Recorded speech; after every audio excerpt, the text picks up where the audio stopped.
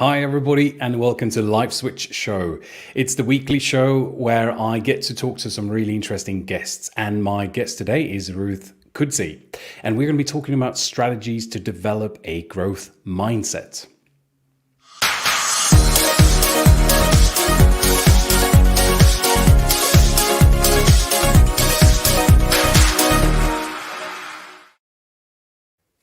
All right, and before we get into all of this, if you're watching on YouTube, don't forget to like, subscribe, and click that notification bell. And if you're watching on Facebook, you can always go and like my Facebook page, Adam Kowalik, Business Mindset Coach.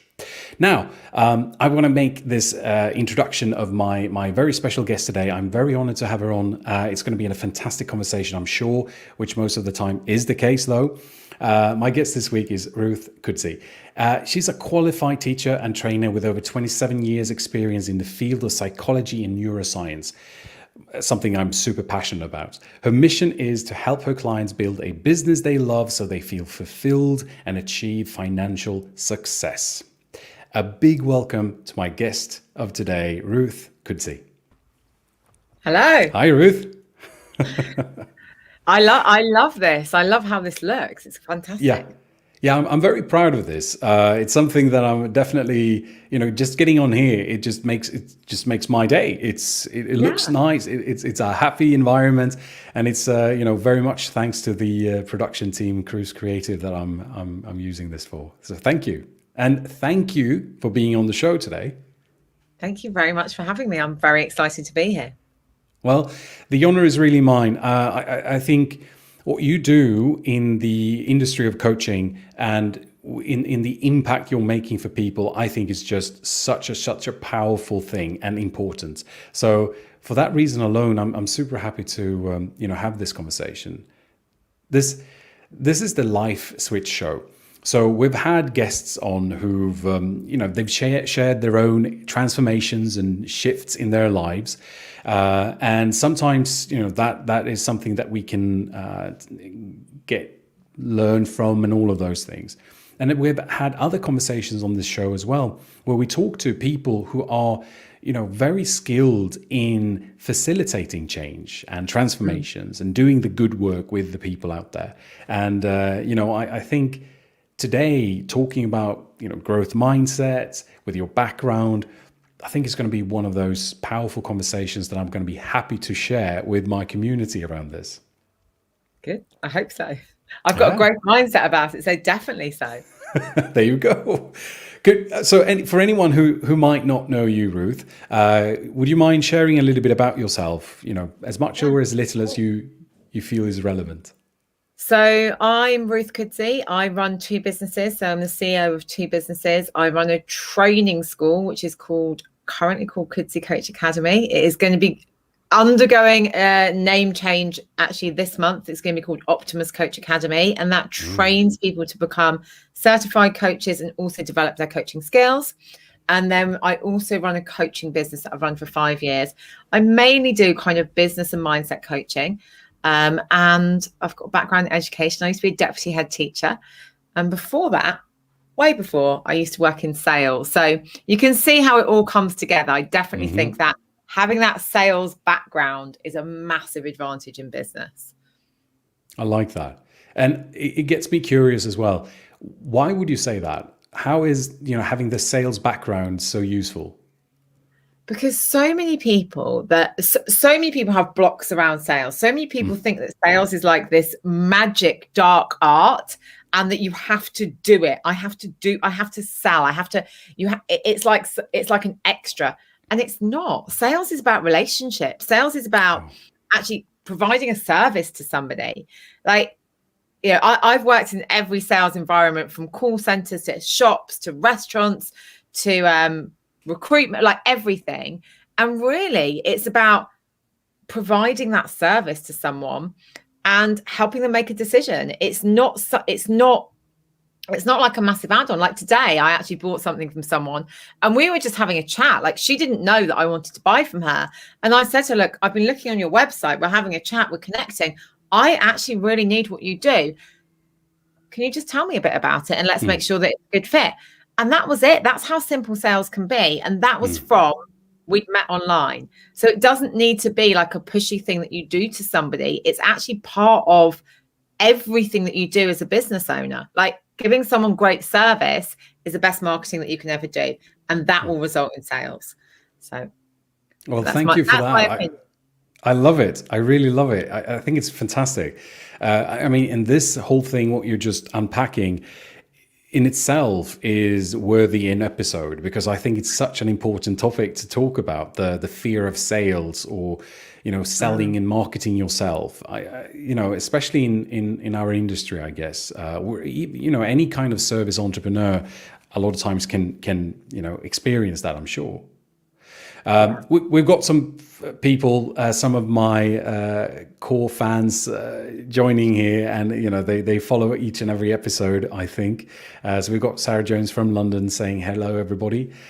So if you're watching this live right now, please leave a comment. If you're on YouTube or you're on Facebook, just leave a comment in the comment section, telling us where you are. That just helps us to see, you know, the reach of this. So yeah, welcome, Sarah. I like what you said about how important that is to have that background, and it helps in this industry, I'm sure. You also talked about, you know, you having a growth mindset about this, so you're kind of like, go for it. Well, yeah. How can you, in your own words, how do you define a growth mindset? So a growth mindset for me is the ability to understand that you can change anything about your thoughts, your emotions, your feelings, and your actions. So it's really that ability that we can change, but it starts with our thoughts. It starts with how we're thinking and what we believe to be true about ourselves. And it also, I mean, it goes to everything. It goes to our personality. Like there's evidence that we can change elements of our personality if we want to, which I'll talk about later.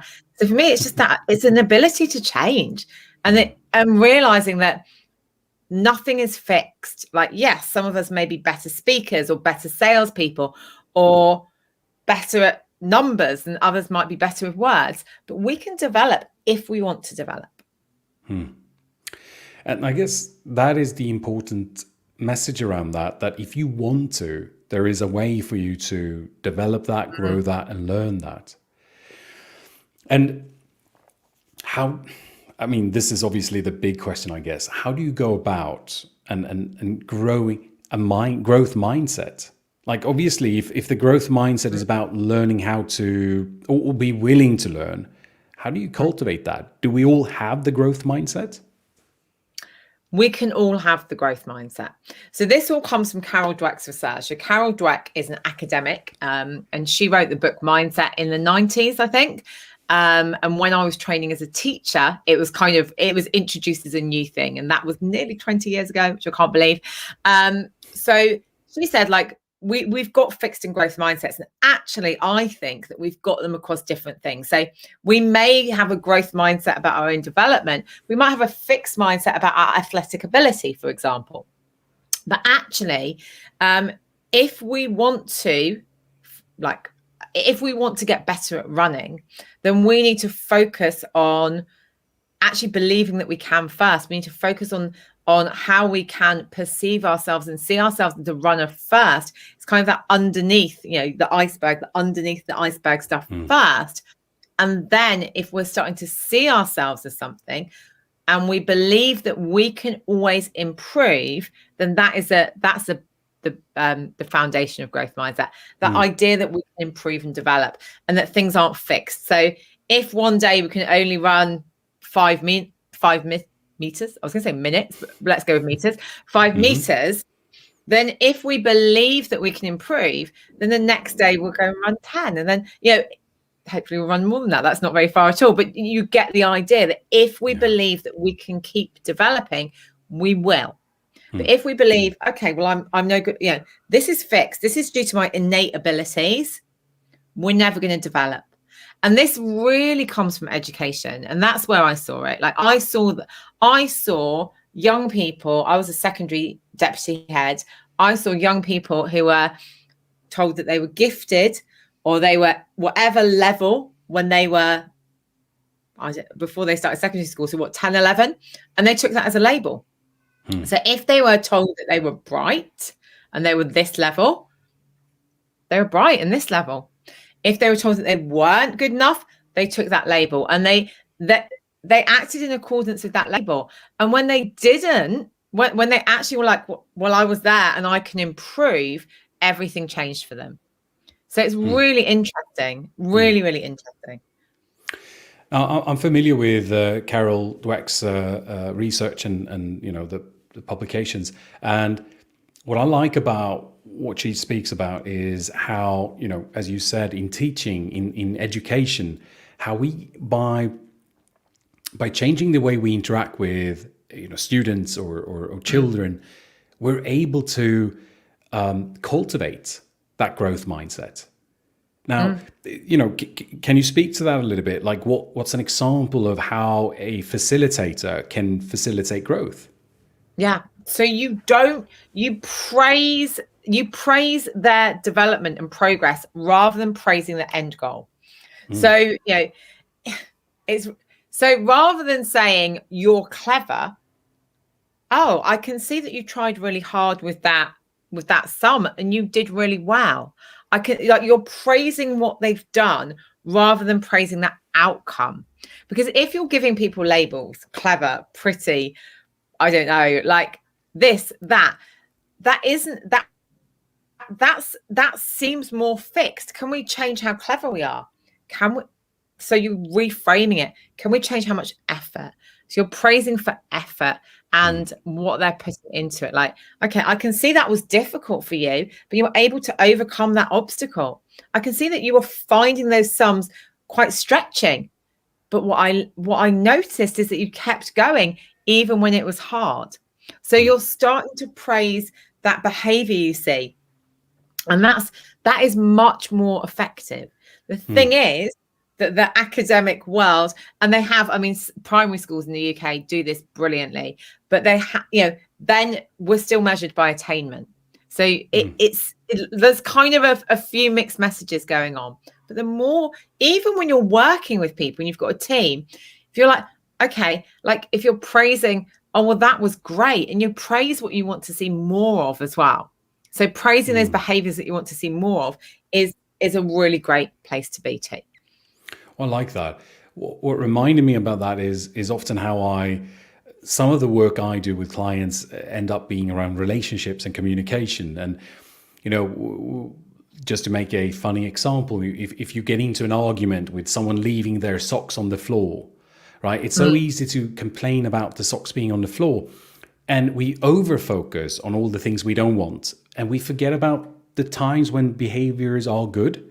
And so often what I'll do is, let's focus on what it is you want and, give some praise to that. Because a lot of times, and this goes back to, I think, myself, when someone praises me, it feels good. It feels nice. When someone believes in me, or when I realize that what I just did actually was valuable or appreciated by someone. And I think, that's why I kind of connected with what you said about praising what works or what you want more of. Yeah. Yeah. I mean, it makes sense, doesn't it? And actually, when we praise someone, so when we help people get into positive effect in their brains, you can access more of your brain and you can think more clearly. But any positive praise is, you activate these things called PEAs, and I can't remember what that stands for, so you might have to look it up. You activate PEAs, very long words, and yeah, it means that you can activate more of your brain so you can think more clearly. And often that is, coaches do that when they're getting people to do kind of visioning exercises. Being in nature really helps activate PEAs as well.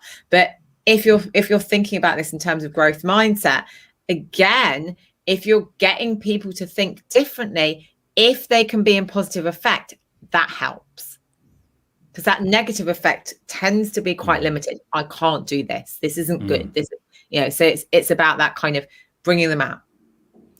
Because you mentioned when you started talking about this that, if you believe you can't, then that becomes the reality almost. Yeah. It sounds like, so obviously, as you said now, if you get into a positive mindset or mind frame, whatever you want to call it, it opens up possibilities versus limitations, I would presume. Yes. Yeah. Yes. It's Now, opening up those possibilities. Yeah. yeah, precisely. And with that in mind, with the belief systems, does that play a role? Like what we believe in about ourselves, about the world, does that influence also, would you say, the growth mindset as well, or are they different? Yeah. Yeah. I mean, I think if we are open to more possibilities, then that is going to impact our mindset. It is going to make us more open. So it is about really understanding that, that positive effect can help us to step into more of a growth mindset and see more possibilities. Because in a way, growth mindset is seeing the possibility within us and the potential within us to learn and grow and do more, rather than seeing, I think fixed mindset is kind of like, it's like that, like you just see your potential in your life in a box, and it's though you have you can't do anything that's going to make it different. So really, if we're able to help our clients see possibilities, it links in so well. Oh yeah, I like that. It makes a lot of sense. And does the fear of failure play a role in all of this? Because I'm thinking, like, Yeah. if I'm afraid of taking a step, or if I fail, this will what does that mean about me? What is that telling me about myself? Or is that part of the fixed mindset, or is that, how would you go about talking about that? Yeah, 100%. So, right, if you've got a fixed mindset, you actually may not want to do things because you may fear failure, and you may see failure as something you need to avoid, because either you've got this mindset where you see yourself as clever. And this is very interesting, that if you perceive yourself to be clever, you may not put yourself in situations where you can fail, because you don't want to check. You're clever, so you don't need to test yourself. You've already got that perception. But actually, if you've got a more of a growth mindset, you're like, well, it's not failure, it's feedback. So even if I do this and it doesn't work, it doesn't matter, because actually doing it is going to give me data, which means that's going to inform my decisions. And the great thing about that for business owners, well, for everybody, but often, like if you're doing something new, so I work with lots of business owners, and business owners, like we know, like with all the will in the world, when you're starting a business, there is a lot of things that you need to get right. And so it's not like most people go out into the world and they put their first offer out, and then, a week later, they're earning six figures. It doesn't happen like that. It might happen like that for like a couple of unicorns, but it doesn't really. So actually, it's about putting the offer out, seeing the response, testing it, learning from it. And that is all about growth mindset. And what I see is that if you don't have that growth mindset, it's very, very difficult for people to move forward, because they're constantly thinking, oh, well, that's because I'm not good enough, or that's because I'm not clever enough, or that's because of me, rather than saying, oh, okay, well, actually, that's taught me this. And really, maybe I need to learn a bit more about marketing, or maybe I need to learn a bit more about my audience, or so actually, if we have more of this growth mindset, it gives us the tools to accept. I don't like the failure words, so I'm going to say feedback. Accept feedback. Precisely. Yeah. I totally agree. It's something that I wholeheartedly believe in as well, that, it's not failure, it's simply feedback. It's data. And if you can be factual about it and even access some neutrality, you can start evaluating that from a more neutral place, and less shame, less guilt and blame and all of those things, because they don't really serve you, I think. They don't serve you at all. And actually, if you can take yourself out of it, like it is, and all of this, we can look at it as data. I always say, like, imagine that you're a scientist. Imagine that you're a scientist. Scientists test and test and test until they get, they're testing hypothesis. Is this right or is this wrong? Oh, it's the same with us. Adam Grant, the economist and occupational psychologist. Is he an occupational psychologist? He might not be that. Like, he talks about this a lot as well, and he talks about a lot of it in relation to mindset too. Like, if you're prepared to challenge how you're thinking, and to realize that your thinking isn't fixed, that actually you can change your thinking, and that you can change it if you get new data or new information. That's really what a growth mindset is. It's about understanding that you can always change and challenge. It reminds me of, I might have shared this in the past as well on one of these episodes, but there is this very popular story about Thomas Edison, the inventor of the light bulb, or at least, who we know him to be, where he was asked at one point, like, he failed 1,000 times to come up with the material that will light a light bulb. And they said, how did that feel to fail that many times? And he said, no, I didn't fail. I just discovered like 9,900, whatever, 1,000 different materials that just didn't light a light bulb. And to me, that is definitely the growth mindset at work, because it's like every failure is just one step closer to that success, to that outcome that he is actually looking for. And it almost goes back to what you said about sales as well. And I had this conversation just prior to coming on to the show.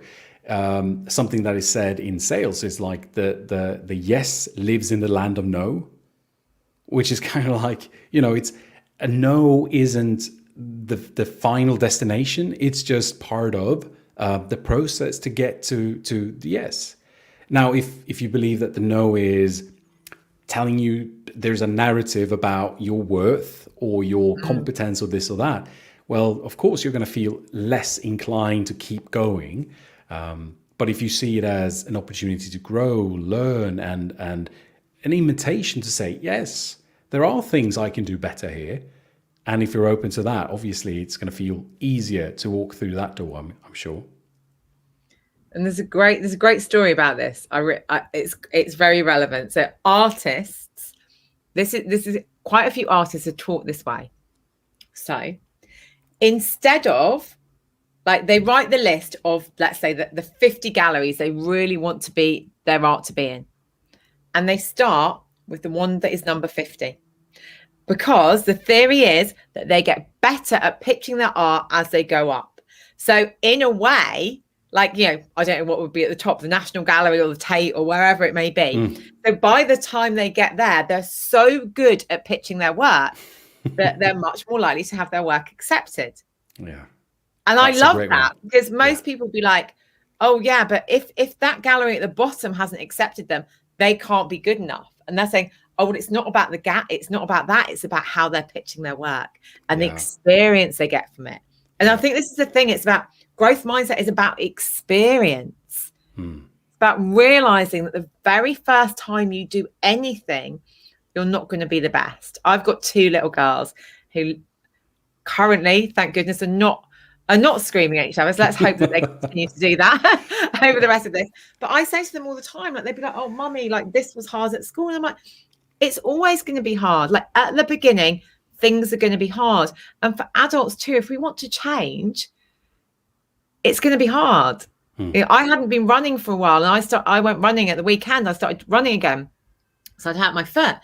And it was really, like, that first 10 minutes was the hardest, but I knew as soon as I did that, it would be easier. And it was. And it's the same with anything that we do. That's a good point as well. Like, and I like how almost, to me, it's about that acceptance and honesty, almost, to say, yes, it might be hard. It's going to be hard before it gets easier. That's kind of like, it's like lifting weights or running the first kilometer, or, the first 5 minutes. If you haven't done it for a while, it's going to be heavy. And it's through that where that growth will come.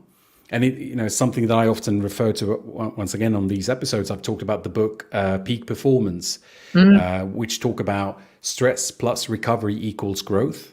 Yes. Which is that, like, you can't have growth without having the combination of the two. So you need some level of stress. You need some level of And stress is, you can define that, but it's a resistance, right? Mm. Something that challenges you so that there is a reason to grow. And then you have to follow that up with some recovery so that there is some time for, and this works both on the intellectual plane as much as the physical plane, growing muscles or anything like that. And I find that very, very interesting as well, to just like, not how do you say that in English? Shown away, like not to be too scared of going through Yeah. something hard, right? Yeah. Yeah. Because And it's going to happen. realizing that that hard thing is going to teach you. And actually, in a way, it's about embracing the hardness. But also, what you were saying then, it's about that kind of mental integration and mental time to be able to learn. And I think that's really interesting in terms of growth mindset as well. What I see in the entrepreneurial space, and this sounds crazy because I run a training school, is I see people learning, but never implementing and integrating. So like the thing is that you need to learn, and then you need to assimilate, and you need to integrate, and you need to think about, okay, how does that information sit with me, and what am I going to do with this, and what does this mean for me? Because we all learn differently, and we all have different experience and skills and knowledge that we bring to anything. And then, so what? So what am I going to do with this? And of course we can learn for pleasure, but also it's about integrate. Like, okay, so what is it about this? But I see this kind of, people saying, oh, I've got a growth mindset. And then they're like, and I'm doing 28,000 courses at once. And you're like, how are you going to integrate? How are you going to actually integrate and then implement? Because of course it starts in the mind, but we can't, Think and Grow Rich, the title of the book is a little bit of it should be called Think, Act and Grow Rich, because actually you have to do something with that thinking. Yep. Yeah.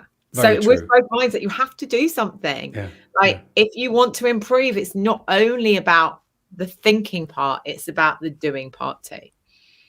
Precisely. And what you referenced is, if you're studying a lot, unless you actually put it into practice, again, if you fail to act, nothing's going to change for you. So it's really that important. And I think, especially as you said, with entrepreneurs going into business, trying to figure things out, if there's only that period of accumulating and gathering information, but there's not really, and I think the English word is assimilating, kind of like, okay, let's allocate all of this and put it into practice.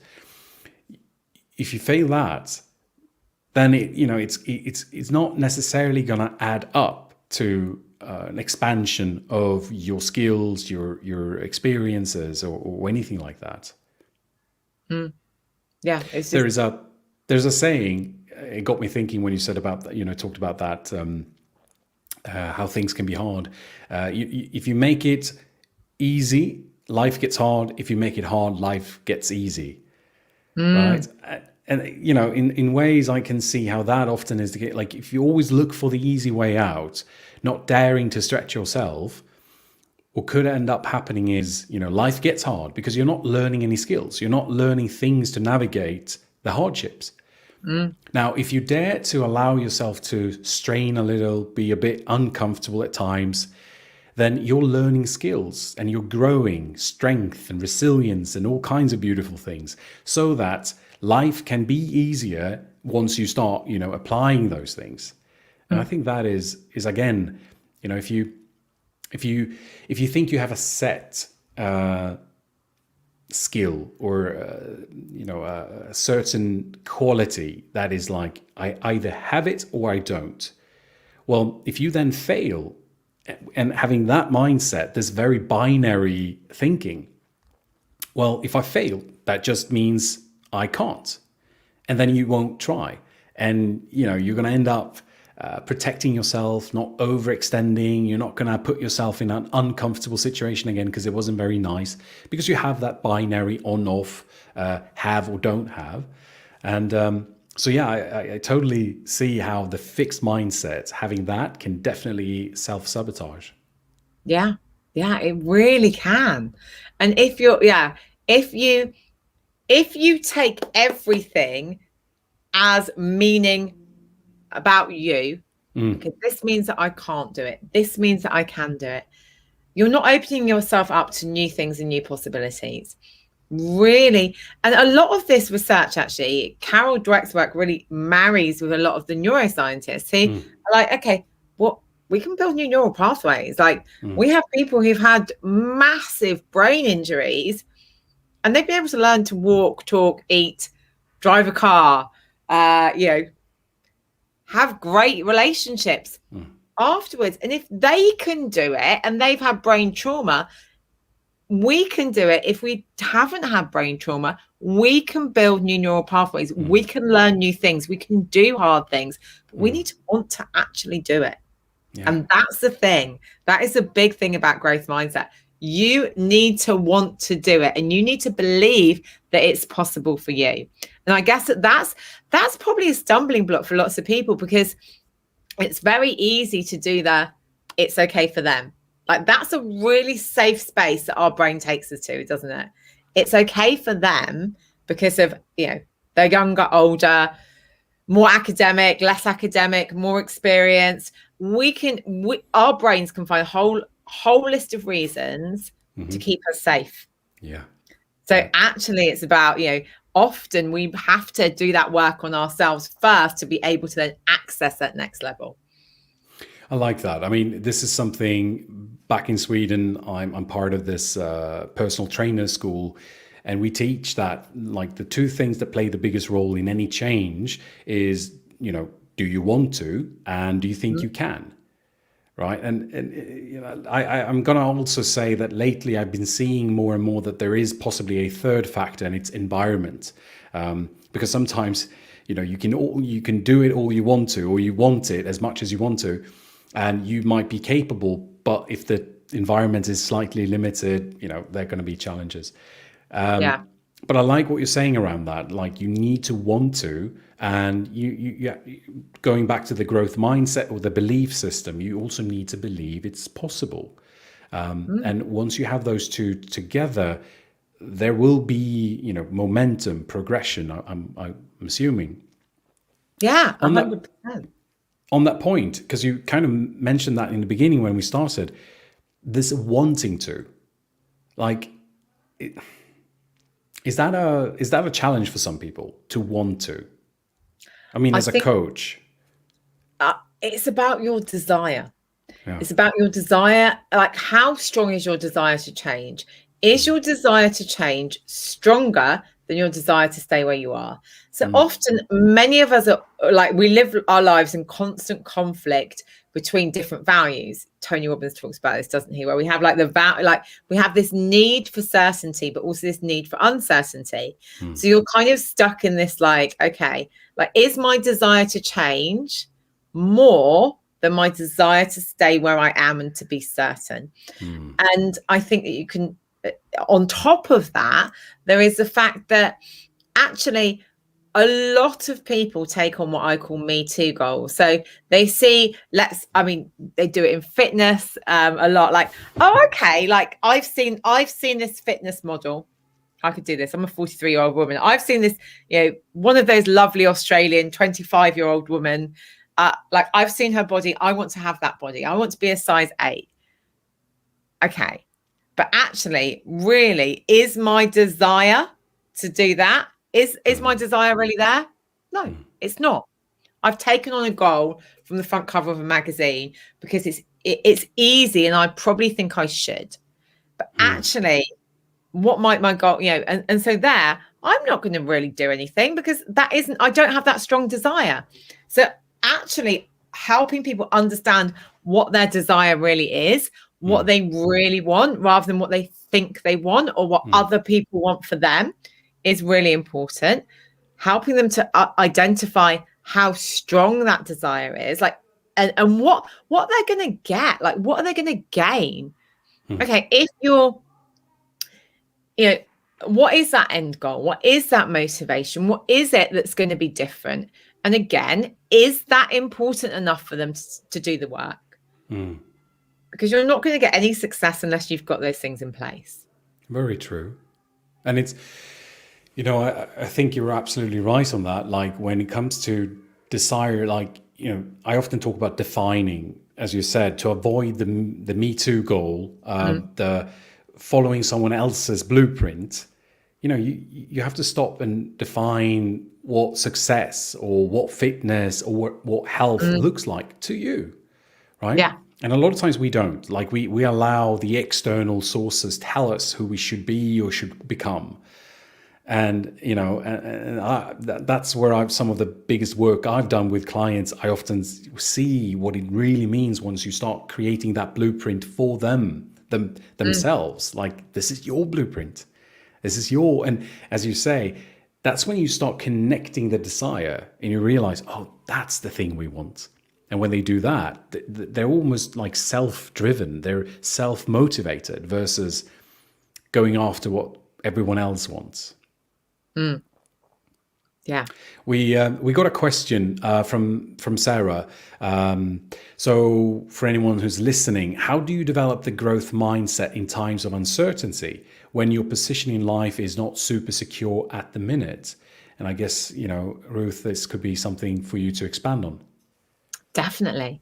I mean, I think what I would say, Sarah, is your growth mindset is the way that you approach things.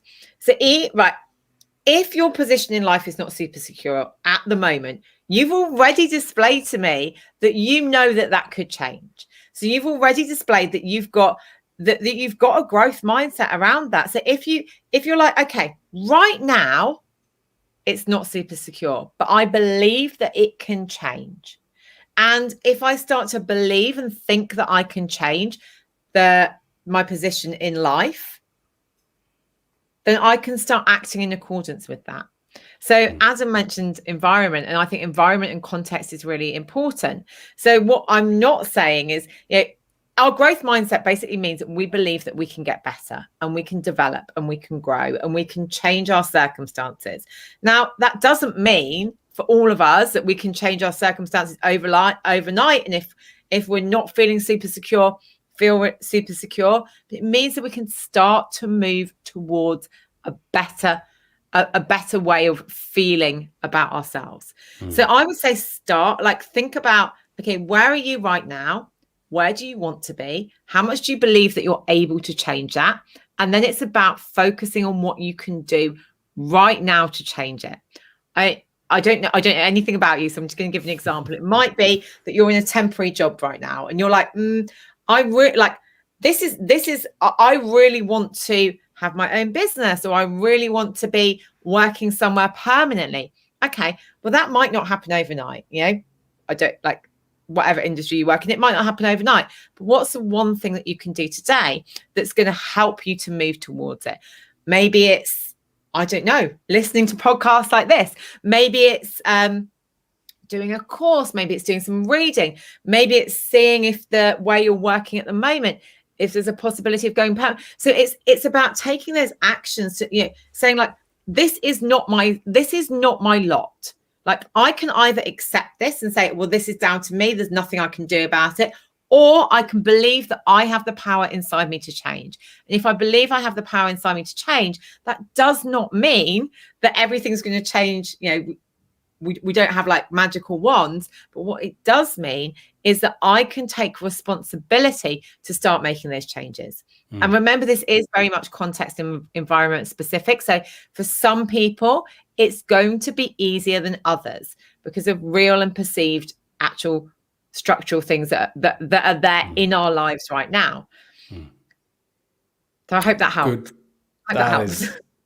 I'm sure that was helpful. That was a very powerful answer to that question.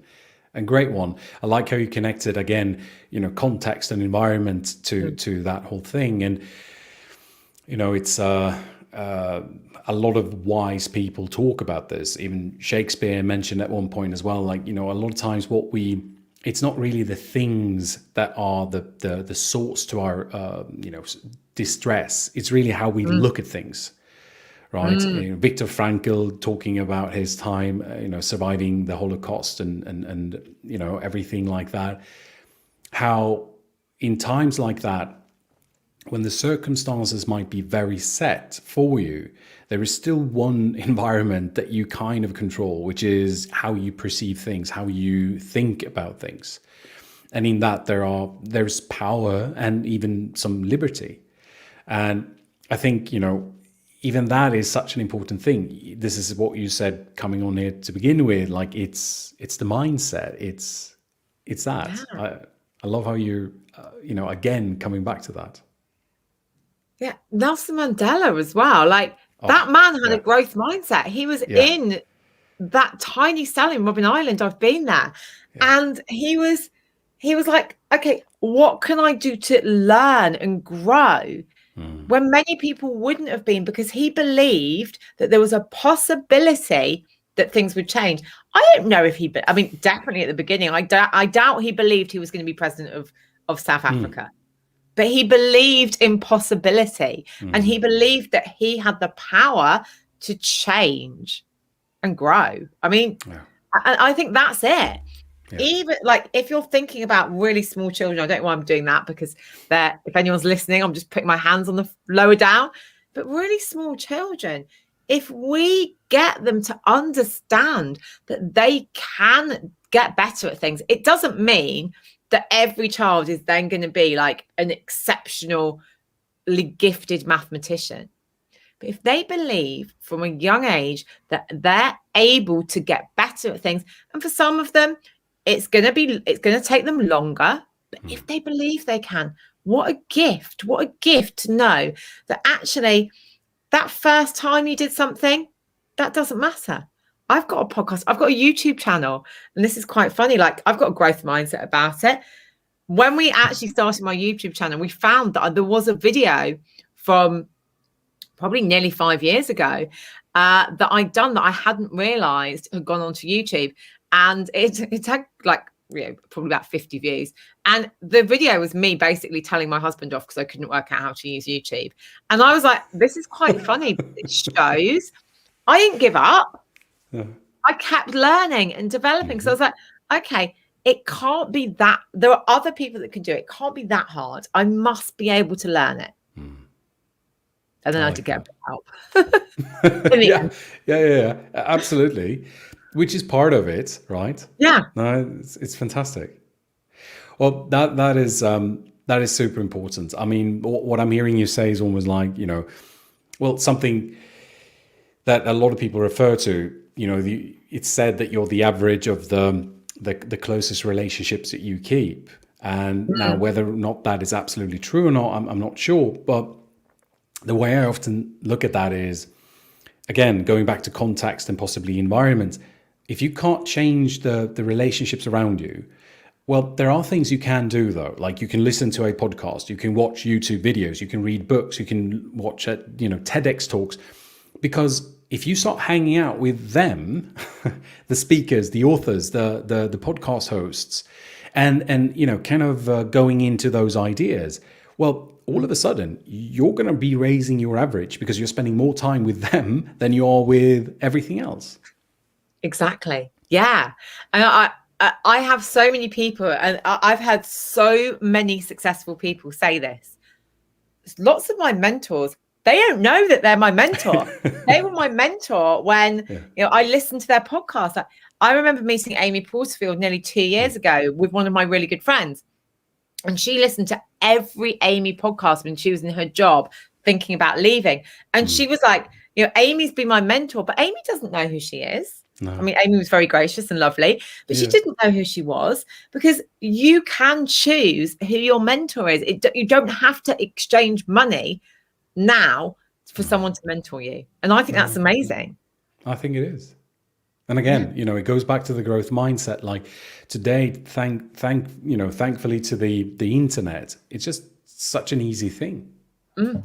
Now, I'm a bit conscious about the time, and I'm thinking, on the topic of growth mindset, what have we not covered or talked about that you think is like, oh, I really need to say this. People need to see this.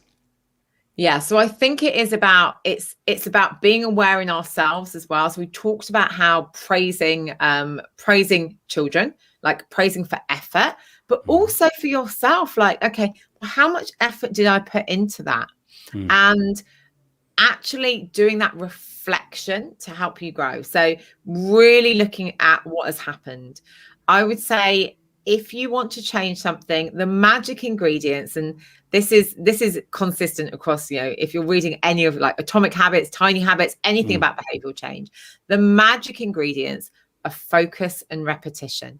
So if you focus on it, what you focus on grows. Well, why does that happen? Because you're building new neural pathways. So Mm. you're developing those pathways. If you've got a growth mindset, you're strengthening them. You're making yourself better. You're making things connect more easily. So focus, repetition, doing things more than once, doing things consistently, Mm. realizing that growth doesn't happen in a day.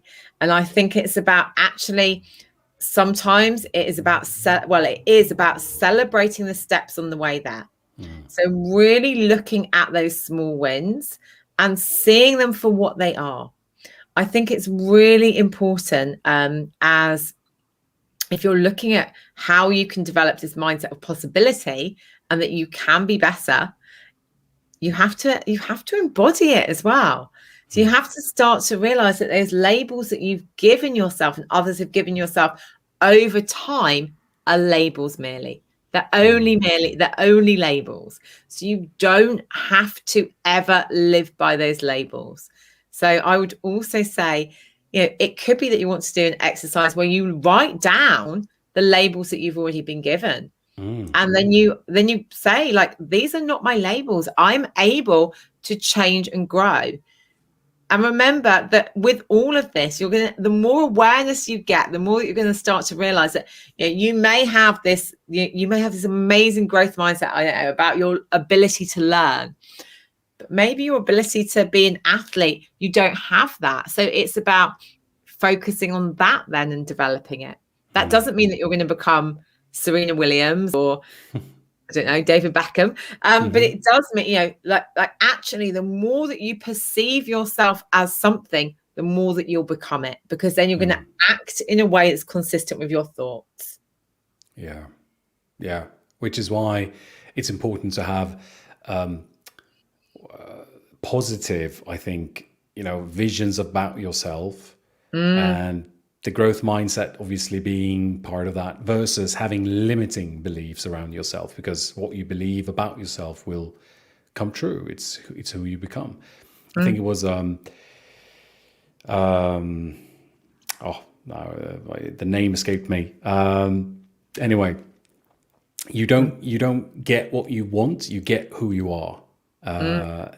I can't remember now. It's on my mind, the name, but anyway, it's something that I think is, can definitely be speaking to what you're saying as well. Like, it's not what you want necessarily, it's how you're behaving, who you are, that will kind of make that come true or not. Yes. Yeah. Now, you might have already done this. There is a one last question I kind of want to ask you. You did a great job in, kind of getting back to a really important piece about the growth mindset. Mm. And before I ask you the final question, I was going to kind of like want to ask you, if people like this and enjoy this, which I'm absolutely sure they did, where can they connect with you, and where can they like kind of reach you online or offline? So I am the only Ruth Kudzi. So it's Kudzi, ruthkudzi.com, which also leads to my other website, which is kudzicoachacademy.com. But Mm. just go to ruthkudzi.com. Ruth Kudzi 2 on Facebook, Ruth Kudzi on Instagram, Ruth Kudzi on LinkedIn. And I've got a Facebook group called the Coaching Community, which is about all things coaching. Wow. Oh, that's great. That's fantastic. Fabulous. I mean, I just want to say that again. If anyone's joining live or if you're catching the replay, I think, it's been a very powerful conversation about the growth mindset, and more than just a growth mindset is really coming, to talking about the self image and belief systems and even strategies in business. I really love this. And if you enjoyed this, you really should, go to Ruth and all of her social media platforms and website and sign up for it and start following it, because there are some, I had a look at your YouTube video. There are just some really, really powerful YouTube videos there. And, they're really popular. I can see how people are really listening to the message that you have to share. It's amazing. Thank you. So again, you might have already covered this. So I'm going to give you one more chance. Say that you have the mic to the world and you have everybody's ear and everybody's listening. What's the message you would love to share with the world at that point? You can change anything about your internal world if you focus. So you can change how you think, you feel, and you believe about yourself. And when you do that, it's going to change your external world. So it's always about the inside out. I love that. That's perfect. Thank you very much, Ruth, for sharing that, for coming on the show and sharing all of your knowledge and experience. It was really, really valuable. Thank you so much for having me.